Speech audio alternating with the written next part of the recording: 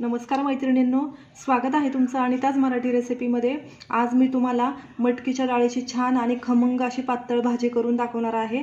चला तर मी तुम्हाला साहित्य दाखवते। तर इथे मी अर्धी वाटी मटकीची डाळ घेतलेली आहे। इथे मी 4-5 लसणाच्या पाकळ्या घेतलेल्या आहेत। इथे एक मीडियम साईजचा कांदा मी कट करून घेतलेला आहे आणि थोडीशी कोथिंबीर स्वच्छ धुवून मी कट केलेली आहे।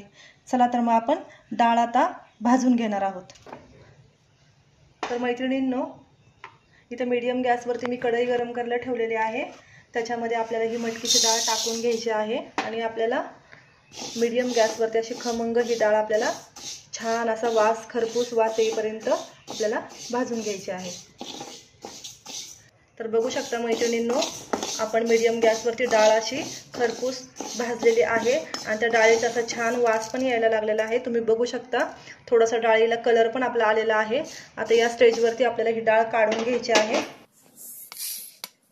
तर आता आपण कढईमध्ये हा कांदा टाकून घेणार आहोत आणि मीडियम गॅसवरती आपल्याला हा कांदा छान असा लाल परतून घ्यायचा आहे। तर मैत्रिणींनो, इथं आपला कांदा भाजेपर्यंत आपण ही डाळ अशी खलबत्त्याने थोडीशी अशी बारीक जाडसर करून घेणार आहोत।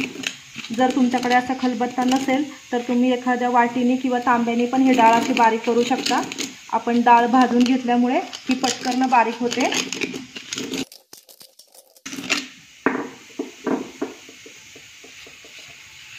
तर बघू शकता मैत्रिणींनो, इथे आपली डाळ कशी थोडीशी बारीक झालेली आहे। आता आपल्याला अशीच डाळ हवी आहे। आता आपण इथे थोडासा कांदा परतून घेऊयात। तर मैत्रिणींनो, आपली डाळ इथे बारीक करून झालेली आहे। आपला कांदा भाजेपर्यंत आपण हा माझा घरगुती मसाला आहे, हा मी 1 चमचा इथे टाकून घेणार आहे। तुमच्याकडे जर घरगुती मसाला नसेल तर तुम्ही कांदा मसाला किंवा मिरची पावडरही टाकून घेऊ शकता।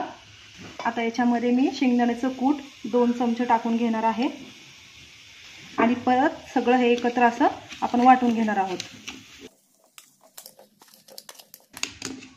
आता आपलं हे सगळं एकत्र वाटून झालेलं आहे। आता आपण कांदा थोडा लाल भाजून घेणार आहोत। आता इथे मी गॅस थोडा मोठा करते। तर इथे आपण ह्या लसणाच्या पाकळ्या थोड्याशा अशा टेचून घेणार आहोत। तर मैत्रिणींनो, आपल्याला कांद्यामध्ये अगोदर तेल घालायचं नाहीये। कढईमध्ये कांदा आपली डाळ भाजून झाली की लगेच आपल्याला कांदा भाजून घ्यायचा आहे। आपल्या कांद्यामध्ये तेल टाकलं तर कांदा असा वास येतो कांद्याचा आणि चव लागणार नाही। त्यासाठी आपण आधी कांदा फक्त बिना तेलाचा भाजून घेणार आहोत। थोडासा कांदा लाल झाला की त्याच्यामध्ये तेल घालायचं आहे, लसूण घालायचं आहे, ते तुम्हाला मी दाखवते आता। तर मैत्रिणींनो, तेल न टाकता आपण कांदा कढईत भाजायला घेतला की कढई आपली थोडीशी काळसर होते मैत्रिणींनो, पण असा कांदा भाजला तर आपली भाजी खूप टेस्टी लागणार आहे। आता आपण याच्यामध्ये हा कांदा सगळा साईडला करून घेणार आहोत आणि याच्यामध्ये तेल टाकून घेणार आहोत आणि आपण हा लसूण टेचलेला टाकणार आहोत। थोडासा परतून घेऊयात। आता हा कांदा आपण मिक्स करणार आहोत। आता इथे आपला कांदा छान परतला गेला आहे। त्यात मी थोडीशी हळद टाकून घेणार आहे।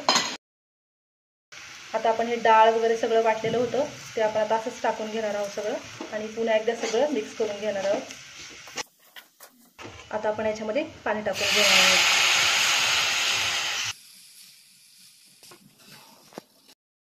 तर मैत्रिणींनो, इथे मी 2 ते 2.5 ग्लास पाणी घातलेलं आहे। तुम्हाला भाजी कितपत पातळ पाहिजे त्या अंदाजे तुम्ही याच्यामध्ये पाणी टाकायचं आहे। आता आपण याच्यामध्ये मीठ टाकून घेणार आहोत, थोडीशी कोथिंबीर टाकणार आहेत वरून। तर बघू शकता मैत्रिणींनो, आपली आमटी अशी होणार आहे। आता आपण गॅस मोठा करूया आणि एक उकळी काढून घेऊया भाजीला। तर आता भाजीला आपल्या उकळी आलेली आहे मैत्रिणींनो। आता आपण या स्टेजवरती गॅस आपण थोडा मीडियम करणार आहोत आणि असं अर्ध झाकण ठेवून एक 5 ते 7 मिनिटं भाजी आपली शिजू देणार आहोत। तर मैत्रिणींनो, इथं 5 ते 7 मिनिटं झाली आहेत। बघू शकता तुम्ही किती छान अशी भाजी आपली झालेली आहे आणि आपली डाळ ही अति शिजलेली आहे। बघू शकता तुम्ही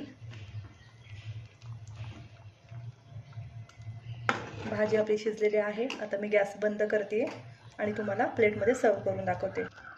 तर मैत्रिणींनो, इथं आपली भाजी झालेली आहे। बघू शकता तुम्ही भाजी आपली अशी पातळ इतपत ठेवलेली आहे मी। आणि तुम्हाला जर ही माझी भाजी आवडली असेल तर माझ्या व्हिडिओला लाईक करा, माझ्या चॅनलला सबस्क्राईब करा मैत्रिणींनो आणि नक्की तुम्ही ही भाजी एकदा ट्राय करा आणि मला कमेंटमध्ये सांगा टेस्टी आहे किंवा नाही. Bye bye.